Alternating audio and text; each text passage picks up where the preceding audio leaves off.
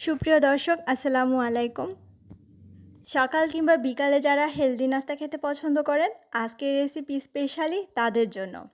তবে আমাদের নর্মালি যে একটা স্বভাব, সেটা হচ্ছে যতই হেলদি খাবার হোক, সেটা যদি টেস্টি না হয় তাহলে কিন্তু আমরা খেতেই চাই না। আর তাই তো তেল ছাড়া হলেও আজকের এই নাস্তাগুলো কিন্তু অনেক টেস্টি। আমি প্রথমেই নিয়ে নিচ্ছি একটা বাটিতে হাফ কাপ পরিমাণে কুসুম গরম তরল দুধ। তবে আপনি চাইলে তরল দুধের পরিবর্তে কিন্তু কুসুম গরম পানিও দিতে পারেন। হাফ চা চামচ ইস্ট দিয়ে হালকাভাবে একটু মিশিয়ে নিলাম। স্বাদ মতো লবণ দিয়ে দিচ্ছি আর 1 টেবিল চামচ দিচ্ছি চিনি। এবার আমি 1 কাপ পরিমাণে এখানে আটা নিয়েছি, অল্প অল্প করে অ্যাড করে দিব আর আমি মিশিয়ে নিব। কেউ যদি চান আটার পরিবর্তে ময়দা দিয়ে তৈরি করবেন, সেটাও করতে পারেন। এভাবে আমি সম্পূর্ণ 1 কাপ পরিমাণে আটা দিয়ে দিলাম। তারপরে মিশিয়ে এবার আমি হাত দিয়ে আরেকটু মথে নিব। কেউ যদি চান খামিরে তেল, বাটার বা ঘি অ্যাড করবেন, সেক্ষেত্রে এখানে 1 টেবিল চামচ দিতে পারেন। তবে আমি আজকে এগুলো কিছুই দিচ্ছি না। 20 মিনিটের জন্য আমি এটা ঢেকে রেখে দিচ্ছি। ততক্ষণে আমরা পুর রেডি করে নিব। আমি আজকে সবজি দিয়ে ভিতরের পুর বানাবো। আমি এখানে আমার পছন্দ মতো সবজি নিয়েছি। আপনি আপনার পছন্দ মতো যে কোনো সবজি দিতে পারেন। সবার ঘরেই কিন্তু কমন একটা সবজি সবসময় থাকে, সেটা হচ্ছে আলু। তাই আপনি চাইলে শুধুমাত্র আলু দিয়েও এই নাস্তা তৈরি করতে পারেন। আমি এই সবজিগুলো ছোট ছোট কিউব করে কেটে নিয়েছি। সেদ্ধ করার জন্য পরিমাণ মতো সামান্য পানি দিয়েছি। সামান্য একটু লবণ আর হলুদ গুঁড়ো দিয়ে আমি এই সবজি সেদ্ধ করে নিলাম। পানির পরিমাণটা আমি কম দিয়েছি আর অল্প আঁচে সেদ্ধ করে নিয়েছি। দেখতে পাচ্ছেন অতিরিক্ত কোনো পানিও নেই। সবজিগুলো 80% মতো আমি সেদ্ধ করে নিয়েছি। এবারে আমি প্যানে 1 টেবিল চামচের মতো সরিষার তেল দিয়ে দিলাম। তেলটা একটু গরম হয়ে আসলে রসুন কুচি এবং পেঁয়াজ কুচি দিয়ে দিচ্ছি। একটা শুকনো মরিচ হাত দিয়ে কুচি কুচি করে দিচ্ছি। আপনি চাইলে শুকনো মরিচটা বাদ দিতে পারেন। এগুলো আমি হালকা সোনালি রং করে ভেজে নিব। ভাজা হয়ে গেলে আমি এখানে হাফ চা চামচ পাঁচফোড়ন দিয়ে দিলাম।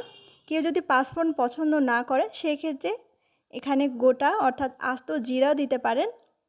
এবারে আমি সেদ্ধ করা সবজিগুলো দিয়ে 3-4 মিনিটের মতো একটু নেড়ে চেড়ে আমি এগুলো ভেজে নিব। স্বাদ মতো লবণ আর নামানোর আগে একটু কাঁচামরিচ কুচি এবং ধনেপাতা কুচি দিয়ে দিলাম। ব্যাস, এগুলো একদম রেডি এখন। আর এগুলো কিন্তু চুলা থেকে নামিয়ে ঠান্ডা করে নিতে হবে অবশ্যই। সবজি রেডি করতে করতে এদিকে আমাদের আটার খামিরও রেডি হয়ে গেছে। দেখতে পাচ্ছেন এটা ফুলে ডাবল হয়ে গেছে। ভিতরে বাতাসটা বের করে দিলাম। এবারে আমি বোর্ডে সামান্য পরিমাণে আটা ছিটিয়ে 4 ভাগে ভাগ করে নিচ্ছি। খামিরে আমি যেহেতু কোনো তেল ইউজ করিনি, তাই আপনি চাইলে এ পর্যায়ে সামান্য তেল দিতে পারেন। তবে আমি তেল দিচ্ছি না। একটু আটা দিয়ে হাত দিয়ে এভাবে করে আমি চেপে চেপে, দেখতে পাচ্ছেন, ছোট্ট একটা রুটির মতো করে বানিয়ে নিলাম। এবারের মাঝ বরাবর আমি এই সবজির পুর দিয়ে দিচ্ছি। তারপরে হাত দিয়ে আলতোভাবে এর মুখটা বন্ধ করে দিব। এই খামিরটা কিন্তু অনেক নরম, তাই একটু সাবধানে দিবেন যাতে সবজি বের হয়ে না আসে। আর আমি আগেও একবার বলেছি যে সবজি অবশ্যই ঠান্ডা করে তারপরে ভিতরে দিবেন। আমি আরেকটা দেখিয়ে দিচ্ছি। এটা খুবই সহজ আর এই নাস্তাগুলো খুবই ঝটপট বানানো যায়। আর একটা খেলে কিন্তু আপনার পেট ভরে যাবে। এটা খেতেও অনেক অনেক বেশি মজার হয়। আপনি যদি বানিয়ে না খান তাহলে কিন্তু বুঝতেই পারবেন না, সত্যি বলছি। আর এই খামিরটা নরম করে তৈরি করার জন্য এই ব্রেডটাও অনেক বেশি সফট হয়। আমি এখানে প্যান হালকা গরম করে নিয়েছি। তারপরে একটা একটা করে দিয়ে দিচ্ছি। তারপরে আমি একটা ঢাকনা দিয়ে ঢেকে দিব 6 থেকে 7 মিনিটের মতো।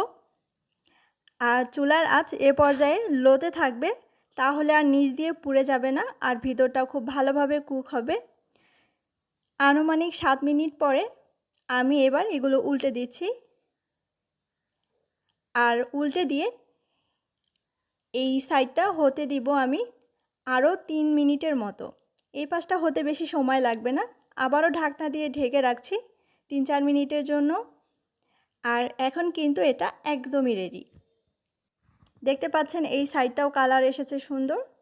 এবার আমি চুলা থেকে এগুলো নামিয়ে ফেলবো আর ভিতরে ভেঙে দেখাচ্ছি ভিতরটা কেমন হলো। আপনারা দেখে বুঝতে পারছেন কি না আমি জানি না। ভেতরটাও দেখুন কতটা সুন্দরভাবে হয়েছে, একদমই কাঁচা নেই। আর এই ব্রেডটাও অনেক সফট হয়েছে, খেতে অসম্ভব ভালো লেগেছে আমার। আশা করি আপনাদেরও ভালো লাগবে, বাসায় ট্রাই করে দেখুন। রেসিপি ভালো লাগলে একটা লাইক দেওয়ার জন্য অনুরোধ রইল। সবাই অনেক বেশি ভালো থাকবেন। আল্লাহ হাফেজ।